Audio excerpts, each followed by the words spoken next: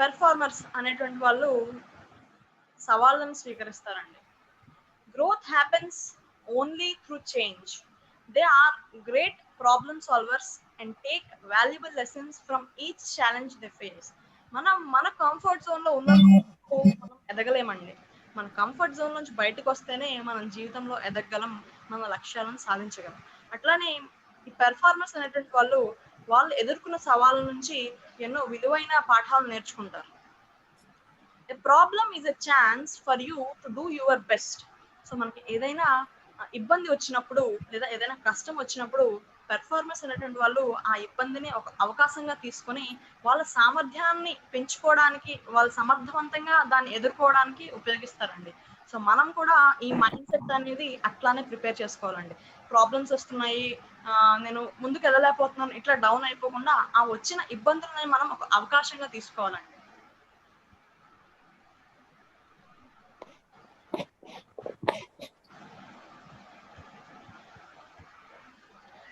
It doesn't matter what's been written in your story so far.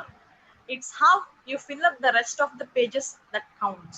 మనకు కష్టాలు వచ్చినాయి, అక్కడ వరకు ఒక చాప్టర్. ఆ చాప్టర్ కి ఎండ్ అనేది మనం ఆ ప్రాబ్లమ్ ఎట్లా ఫేస్ చేస్తాము అనే దాంతో ఒక మంచి ముగింపు ఇవ్వచ్చండి. అది మన చేతిలోనే ఉంది. The practice gratitude. గ్రాటిట్యూడ్ అంటే కృతజ్ఞత అండి. Gratitude is a powerful catalyst for happiness. It's the spark that lights a fire of joy in your soul. Catalyst అంటే మనకి ఏదైనా రియాక్షన్ ని ఇంక్రీజ్ చేయడానికి హెల్ప్ చేసేదండి. మనము సాధారణంగా కూరలు వండినప్పుడు ఉల్లిపాయలు త్వరగా వేయడానికి ఉప్పు వేస్తామండి. సో ఉప్పు వేయడం వల్ల ఉల్లిపాయలు అనేటువంటివి త్వరగా వేగిపోతాయి. ఇక్కడ ఉప్పు ఒక కెటలిస్ట్ లా పనిచేస్తుంది. అట్లానే ఈ గ్రాటిట్యూడ్ అనేది మనం హ్యాపీగా ఉండడానికి ఒక కెటలిస్ట్ లా పనిచేస్తుందండి. మనం హ్యాపీగా ఉన్నామంటే మనం ఏదైనా సాధించవచ్చు అనే పాజిటివ్ థింకింగ్ అనేది వస్తుందండి. The more you are focused on time past and future, the more you miss the now, the most precious thing there is. So జరిగిపోయిన దాని గురించి, జరగబోయే దాని గురించి ఆలోచిస్తూ మనం మన చేతిలో ఉన్న ప్రస్తుతాన్ని ఎప్పుడు కూడా వ్యర్థం చేయకూడదండి. ప్రస్తుతం అనేది మన చేతిలో ఉన్న అవకాశం. అందుకే ఒక కొటేషన్ వచ్చింది, yesterday is history, tomorrow is mystery, but today is a beautiful gift, that is why it is called present. So మన ప్రెజెంట్ ని మనము యూటిలైజ్ చేసుకోవాలండి. దాన్ని పాస్ట్ మీద కానీ ఫ్యూచర్ మీద కానీ ఫోకస్ చేసి మన ప్రెజెంట్ ని వేస్ట్ చేయకూడదు. They meditate regularly. Some meditate for hours, while others meditate while walking. And for some others, exercise is a sort of meditation. Meditation గురించి మనం ఆల్రెడీ సెల్ఫ్ కాన్ఫిడెన్స్ లో చెప్పుకున్నామండి. సో మెడిటేషన్ అంటే ఆలోచనలు రాకుండా చేయడం. కొంతమంది అది ఎక్సర్సైజ్ ద్వారా చేస్తారు, కొంతమంది నేచర్ని అబ్జర్వ్ చేస్తారు. అట్లా ఆలోచనలు అదుపు చేసుకోవడం అనేది మన బ్రెయిన్ కి రెస్ట్ ఇచ్చినట్టండి. సో ఇక్కడ మనం రెస్ట్ ఇస్తే అది మళ్ళీ నెక్స్ట్ డే లేదా స్టార్టింగ్ డే స్టార్ట్ లో మనం ఇక్కడ రెస్ట్ ఇస్తే అది ఎఫిషియెంట్ గా పనిచేస్తుంది. It doesn't matter how you do it, what matters is that you give your mind some space, some calm minutes each day. So rest ఇస్తే దాని ఎఫిషియన్సీ అనేది పెరుగుతుంది. Meditate, breathe consciously, listen, pay attention, treasure every moment, make the connection. So meditation అనేది మనము ఒక పని మీద focus చేస్తూ వేరే పని మీద ఆలోచించకుండా కూడా మనం మెడిటేషన్ చేయొచ్చు. మనం ఒక పని చేస్తున్నప్పుడు ఆ పని మీద మన ధ్యాస ఉండాలి, అది కూడా ఒక రకమైన మెడిటేషన్ అండి.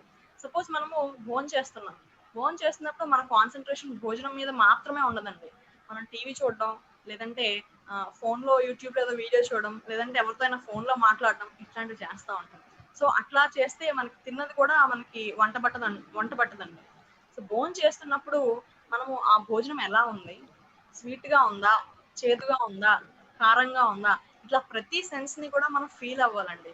సో అట్లా భోజనం తినడం కూడా ఒక టైప్ ఆఫ్ మెడిటేషన్ అండి. అట్లా మనం చేసే ప్రతి పని కూడా దాని మీదే ఫోకస్ చేస్తే అది కూడా మన మెడిటేషనే. మెడిటేషన్ కి స్పెషల్ గా టైం కేటాయించక్కర్లేదండి. The secret of your future is hidden in your daily routine. ఒక్క రోజులో అనేది సక్సెస్ మనం సాధించలేమండి. మన డైలీ రొటీన్ ని మార్చుకున్నప్పుడే చిన్న చిన్న మార్పులే మనకి గొప్ప సక్సెస్ సాధించడానికి మనకి ఉపయోగపడతాయండి. They seek clarity. Those who perform on a professional level don't get clarity, but instead create it themselves. So మనం ఒక పని చేయగా ఒక ప్రొఫెషనల్ లెవెల్కి వెళ్ళిపోతామండి. ఆ ప్రొఫెషనల్ లెవెల్కి అచీవ్ అయిన తర్వాత మనకు క్లారిటీ ఎక్కర్లేదండి, మనమే ఆ క్లారిటీని క్రియేట్ చేస్తాం. They exercise patience. Top performers know that great accomplishments take time. They don't quit too early, but keep going despite failures. So గొప్ప గొప్ప విజయాలు సాధించేటప్పుడు మనకి ఎక్కువ సమయం పడుతుందండి. సో అది మనం అర్థం చేసుకొని సహనం పాటించాలి. అలా కాకుండా మధ్యలో ఫెయిల్యూర్స్ వస్తున్నాయి, నేను చేయలేకపోతున్నాను, ఇంత టైం నేను ఇంకా అన్ని డేస్ నేను వెయిట్ చేయలేను, అట్లా కాకుండా మనము సహనంగా మనం చేసే పనిని ముందుకు తీసుకెళ్తే ఖచ్చితంగా మనము సాధిస్తామండి. With love and patience nothing is impossible. So నువ్వు చేసే పనిని ప్రేమిస్తూ సహనంగా ఉంటే ఖచ్చితంగా నువ్వు ఏదైతే సాధించాలనుకున్నావో చెయ్యాలనుకున్నావో ఖచ్చితంగా అది సాధిస్తావు. We cannot become what you want to be by remaining what we are. మనం ఏదైనా సాధించాలంటే కొత్తది సాధించాలనుకున్నప్పుడు మనం కూడా కొత్తగా ఉండాలి, కొత్త అలవాట్లు అవి నేర్చుకోవాలి. అంటే మన రొటీన్ మార్చకుండా మనం ఏదో సాధించేయాలి అని అనుకోవడం అది మన వెరితనమే అవుతుంది. They open themselves up for feedback. We all need people who will give us feedback. That's how we improve. So మనం చేస్తే సరిపోదండి, ఏదైనా మనం పక్క వాళ్ళ నుంచి ఫీడ్బ్యాక్ తీసుకుంటే దాంట్లో మనం మార్చుకోవాల్సినవి, ఏమైనా కొత్తగా యాడ్ చేయాల్సినవి, చేయకూడని పనులు, మార్పులు చేర్పులు ఇవన్నీ కూడా మనకు తెలుస్తాయండి. అవన్నీ తెలుసుకోవాలంటే ఫీడ్బ్యాక్ అనేది తీసుకోవాలండి. ఆ ఫీడ్బ్యాక్ ద్వారా మనల్ని మనం ఇంప్రూవ్ చేసుకోవచ్చు. ఇది బిల్ గేట్స్ ఇచ్చిన కొటేషన్ అండి. They reflect on and learn from their mistakes. So మనిషి వాడు మిస్టేక్స్ చేయడం సహజమే. మనం ముందే చెప్పుకున్నాం, mistakes are proof that we're trying. Mistake చేసినప్పుడు మనం నేర్చుకోవాల్సిన విషయాలు 3 ఉంటాయండి. When you make a mistake, there are only 3 things you should ever do about it. First one, admit it. మనం ఒప్పుకోవాలి నిజాయితీగా, అవును నా వల్లే ఈ తప్పు జరిగింది, కానీ మనం అట్లా చేయం. అదేదో ఎదురొచ్చింది, ఇదేదో నాకు ఇలా జరగలేదు కాబట్టి నేను చేయలేకపోయాను అని మనకు మనం సమర్థం చేసుకుంటాం. అట్లా కాదు, మన 100% ఇవ్వకపోవడం వల్లే ఆ తప్పు జరిగింది అని మనం ఒప్పుకోగలగాలి. Learn from it. సో ఆ తప్పు నుంచి మనం నేర్చుకోవాలి. నేర్చుకోవడం అంటే మళ్ళీ అదే రిపీట్ చేయకుండా ఉండాలండి. They maintain a high energy level. So మనం అందరం కూడా పబ్లిక్ స్పీకర్స్ అవ్వాలని చెప్పి మనం ఇందులో ఈ కోర్సులో జాయిన్ అవ్వడం జరిగింది. Your energy introduces you before you even speak. So మనం ఏదైనా ప్రెజెంటేషన్ ఇస్తున్నప్పుడు మన మాట కన్నా ముందు మన ఎనర్జీ అనేది ఆడియన్స్ కి పరిచయం అవుతుందండి. కాబట్టి మనం ఎనర్జెటిక్ గా ఉండాలి, యాక్టివ్ గా ఉండాలి, జోష్గా ఉండాలి. అలా కాకుండా నీరసంగా డల్ గా ఉంటే ఆడియన్స్ అట్లానే ఉంటుంది, ప్రెజెంటేషన్ అట్లానే వస్తుంది. కాబట్టి మన ఎనర్జీ లెవెల్స్ అనేటువంటివి ఎప్పుడు కూడా తగ్గనివ్వకూడదండి, హైలో ఉండాలి. మన ఇంటీరియర్ గా ఎన్ని ప్రాబ్లమ్స్ ఉన్నా కూడా మనం ప్రెజెంటేషన్ ఇచ్చేటప్పుడు ఎనర్జీ లెవెల్స్ అనేవి హైలోనే మెయింటైన్ చేయాలి. There are many ways of increasing your daily energy level. The most common tend to be exercising, eating healthier, drinking enough water and getting fresh air. So మన energy levels ఎట్లా improve చేసుకోవాలి? Exercise చేయాలి. So మనకి సులువైన, మనకి అందుబాటులో ఉన్న, మన బాడీకి అనువైన ఎక్సర్సైజ్ వర్కౌట్స్ ఏదో చేయాలి. అట్లానే న్యూట్రిషన్ ఫుడ్ తీసుకోవాలి, మన బాడీకి సఫిషియంట్ వాటర్ ఇవ్వాలి, ఫ్రెష్ ఎయిర్ అనేది తీసుకోవాలి. ఇవన్నీ చేయడం ద్వారా మన బాడీ అనేది ఎనర్జెటిక్ గా ఉంటుందండి. Health does not always come from medicine. Most of the time it comes from peace of mind, peace in the heart, peace of soul. It comes from laughter and love. Energetic గా ఉండాలంటే మనం హ్యాపీగా కూడా ఉండాలి, హ్యాపీగా ఉండాలంటే హెల్తీగా కూడా ఉండాలి. సో హెల్త్ ఈజ్ వెల్త్, మనందరికీ తెలుసు, ఆరోగ్యమే మహాభాగ్యం. దానికోసం మనం ఎప్పుడు నవ్వుతూ ఉండాలి, చిరునవ్వుతోనే మనము మెయింటైన్ అవుతూ ఉండాలి లైఫ్ లో. They plan ahead. సో వాళ్ళు పెర్ఫార్మర్స్ అనేటువంటి వాళ్ళు ఏదో గుడ్డెద్దు చేలో పడ్డట్టు ఉండరండి. వాళ్ళు ఏం చేయాలనుకుంటున్నారో దానికి తగ్గ ప్లాన్ అనేది ముందే ప్రిపేర్ చేసుకుంటారు. Plan your work and work your plan. So నీ ప్లాన్ మీద నువ్వు వర్క్ చేయి, ఆ ప్లాన్ చేయడానికి వర్క్ చేయాలండి. They surround themselves with successful people. ఇప్పుడు నేను ఇందాక అన్నట్టు రన్నింగ్ లో నేను ఎత్తుకు ఎదగాలనుకుంటున్నాను. అలాంటప్పుడు నా చుట్టూ పరిసరాలు, నా చుట్టూ మనుషులు కూడా ఆ ఫీల్డ్ కి సంబంధించిన వ్యక్తులు అయి ఉండాలండి. Surround yourself with people that reflect who you want to be and how you want to feel. Energies are contagious. So నా పరిస్థితులు రన్నింగ్ కి సంబంధించినటువంటి ఉంటే అవి నన్ను మోటివేట్ చేస్తూ ఉంటాయి. ఇంకా చెయ్యి ప్రాక్టీస్ చేయాలి. నాకు తెలిసినవి నా చుట్టూ ఉన్న మనుషులు కూడా రన్నింగ్ సంబంధించిన మనుషులు పరిచయస్తులు నాకు ఉంటే వాళ్ళ నుంచి నేను ఎంతో నేర్చుకుంటానండి. వాళ్ళ థాట్ ప్రాసెస్, వాళ్ళ వైబ్రేషన్స్ అనేటువంటి కూడా మనకి స్ప్రెడ్ అవుతాయి. సో మనకి ఎలాగైతే కొన్ని జలుబులు జ్వరాలు ఎలాగైతే మనకి వ్యాపిస్తూ ఉంటాయో ఆ ఎనర్జీస్ అనేటువంటివి, ఆ పాజిటివ్ వైబ్రేషన్స్ అనేటువంటివి కూడా పాస్ అవుతాయండి. ఇది ఎవరు నమ్మినా నమ్మకపోయినా నిజం. A dream return down with a date becomes a goal.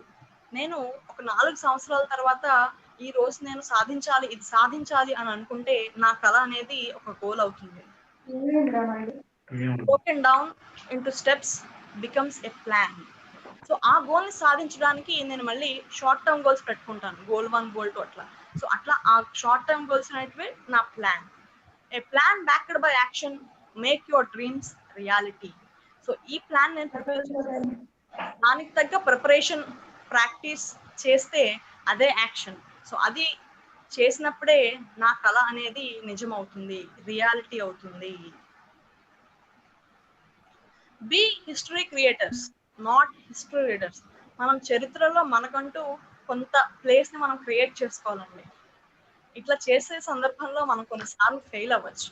Fail అయ్యామని మనం కుంగిపోక్కర్లేదండి. Fail is nothing but first attempt in learning. మనం నేర్చుకోవడంలో ఒక అడుగు ముందుకేసాం అంతే.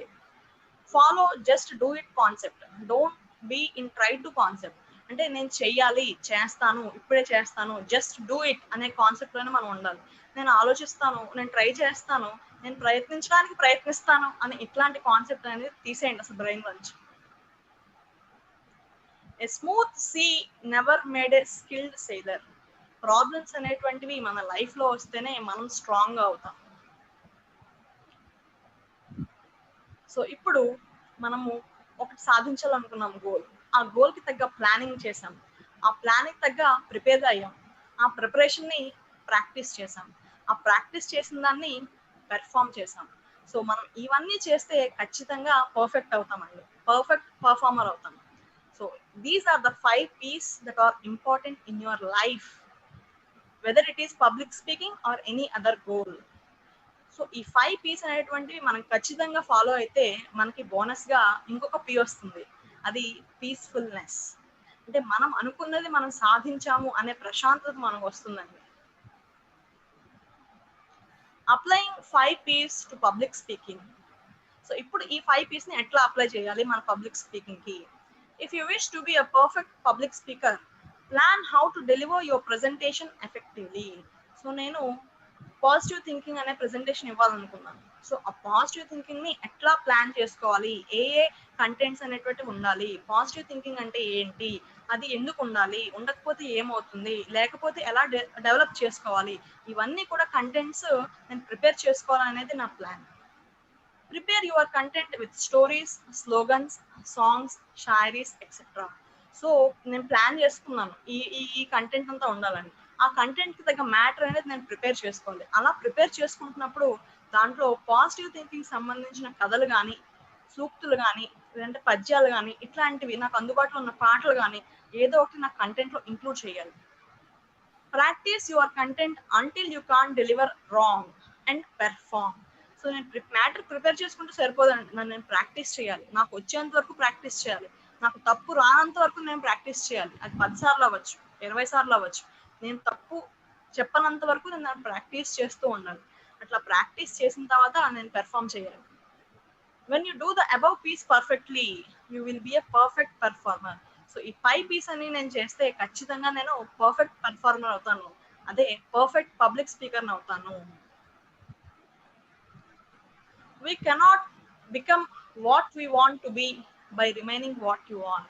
అంటే మనము ఏదైనా సాధించాలి అనుకున్నప్పుడు మనం మన రొటీన్ అనేది ఖచ్చితంగా మార్చుకోవాలండి. ఇందాక మనం చెప్పినట్టు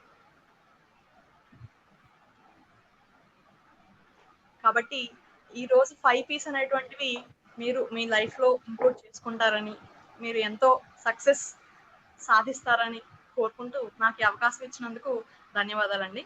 thank you very much. Ajitha X క్లాసులు చేయడానికి. మేడం ఆల్ ది బెస్ట్ నాన్న, all the best. Thank you madam, thank you. Sajitha చాలా చక్కగా చెప్పావు.